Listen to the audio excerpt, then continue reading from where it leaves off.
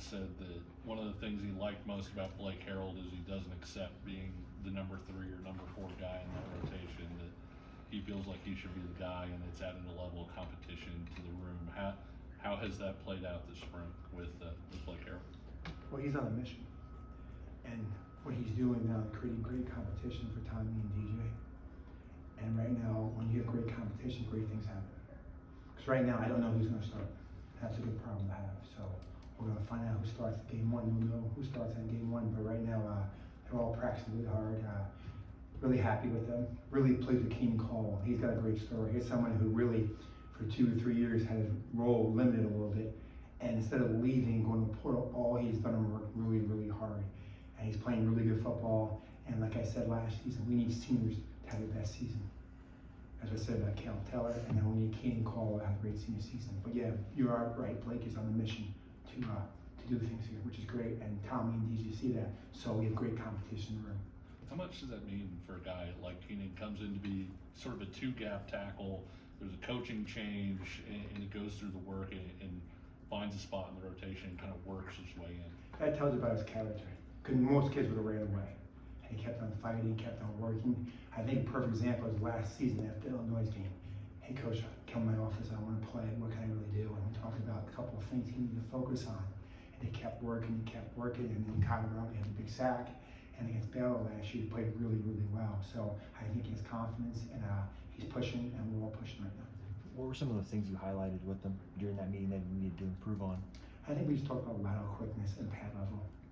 Those are the 2 things, lateral quickness and pad level.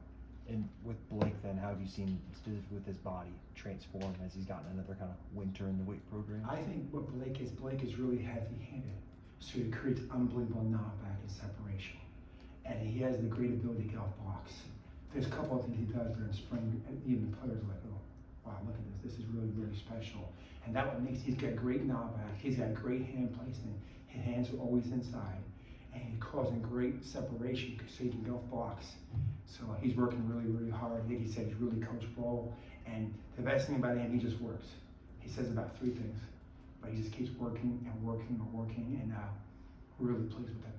Hey Jim, we've talked to so many coaches that have all the new guys coming in, and you're the opposite. You have a lot of guys back. Has that been a luxury having so many guys back? No, because I think what it does is creating competition because they don't want to play. Right now, we have 6 guys that are competing for jobs, which is really, really a good thing. And as long as they keep working, I told the players today, this is our mission. You have 15 days of spring ball to get better. And then we got 7 weeks, which is 50 days to improve.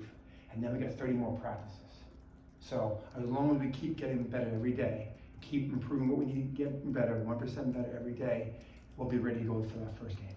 So that's what we've been working on here. But competition is the greatest answer in life. Cures all problems. Jim, with those vets, do you feel like they have a sense of leadership team-wise too? I mean, those are. I think they're learning. I think we've been really fortunate here. Like in 2022, we had Sam Burke, great leader. 2023, Devin Phillips ran the room. 24, Cal Teller ran the room. Right now, there's not one individual. I think they're all learning to be more vocal because they had 3 dominant guys every year lead. So now they're learning. They're learning when to say it, how to say it, why they say it. So it's a lot of those kind of conversations with me one-on-one. Say, all right, what do you think you should have said here? Why am I saying this? Maybe you should say this next time. So it's me teaching them how to do that. That's a great question. What did you think about the opportunity to get Gage back, and what's it been like having him back on campus? That's great. I have a great relation with Gage, and we needed a need. Players wanted him back. He left the right way. We wanted him back. He came back, and I was very direct with Gage. I said, Gage, you didn't play football last season. You're going to start at the bottom of the depth chart, and you're going to work. And all he's done here is work. He's happy to be back here. He really appreciates Kansas. He's honored to be back, so we expect big things for him. How do you think you can help him that he's had the perspective of spending a year elsewhere? I think he knows why we do things here. I think he knows how we care about the players. I think he knows about the resources here, and I think he sees this is the place he wanted to be. We want players to be at Kansas. With Gage, you mentioned that the players wanted him back. Is that something that you talked to them about, like when Gage is in the portal, or is that something you got a sense for kind of after he was back and around guys? When he entered the portal, we decided we wanted to bring an experienced, need defensive inside player in here. Reach out to the players. Players came to me and said, Coach, I know we want to bring one in here. What about him? because it's about a fit in the room. Okay, my position is a rotation position. So we need to keep rotating players. So we want someone who can fit the room. As long, does that make sense, guys? We're looking for a guy who can fit in the room, right? We believed that he's the perfect fit for us, what we're doing this year. How about Marcus Calvin? What do you see from him? Working really hard. He's by far, the amount of time he puts in this building with me and Coach Zach is simply amazing. He is working, he is working, he is working, he's working. And he is on that projection to play about 10 plays this year. And so I'm really pleased with him, and he's really, the thing about Marcus is he's really coachable. And I tell Marcus all the time, football is the greatest sport in the world because it doesn't care how big you are. It really doesn't care how long you are. You know, if you're 6'4" or 5'11", it cares about how you work. And I know this, if you work really, really hard, you're gonna have success. It's just, when will that happen, right? Everyone's journey is different. Blake's journey is gonna be different than Marcus's journey, right? Different people, different person, but that's what he's working. I'm really pleased with his performance. I think you said Gage left the right way. What does that mean to you, and did that matter in bringing him back? I think everything matters. Like you said, we had a need. Okay, we went and looked at the portal, and he was in the portal. We reached out to him. I had a really long conversation with him, and you guys know I'm pretty direct, right? So I'm sure he wasn't really happy with that. But I told him, hey, this is where we're at. This is what we need. This is what you gotta do. You gotta work yourself back in the team and work hard. And he's done that, and I'm really happy he's back here. I have a great relationship with him, so I'm really happy he's back here.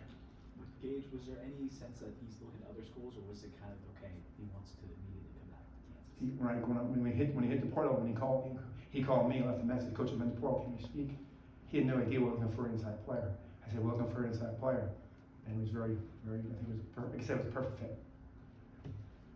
Someone asked a little bit about this earlier, but the role of having one of the most experienced position groups on the team, do you feel like the defensive tackle have to occupy, like, do they have to play at a higher standard? Do they have to set a standard for the rest of the defense because so many other groups have so many new players? I think we're the engine of the defensive line, we're the engine of the program.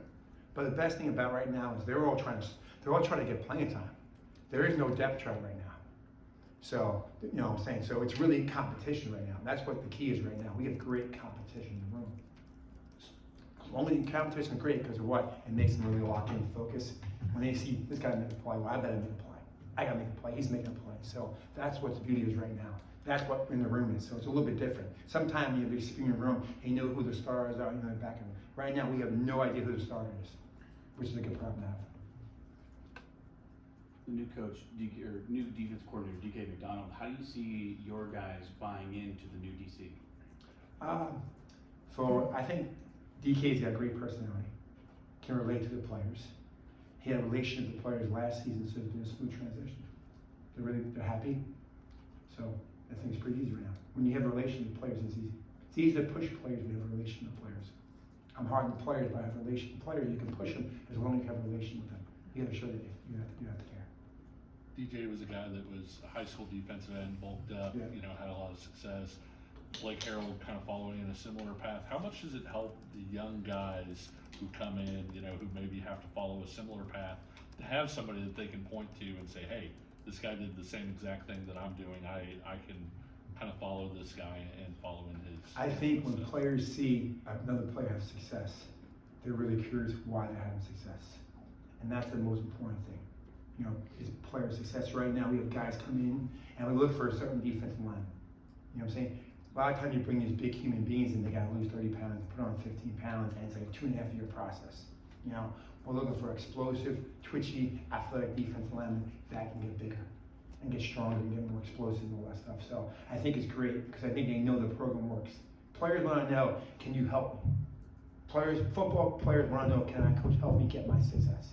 So it's easy to show them, hey, this is what you've done, this is the plan for nutrition, this is the plan for the weight room, this is the plan we have for you coaching, and they see players have success, oh cool, it's called buying. Does that make sense?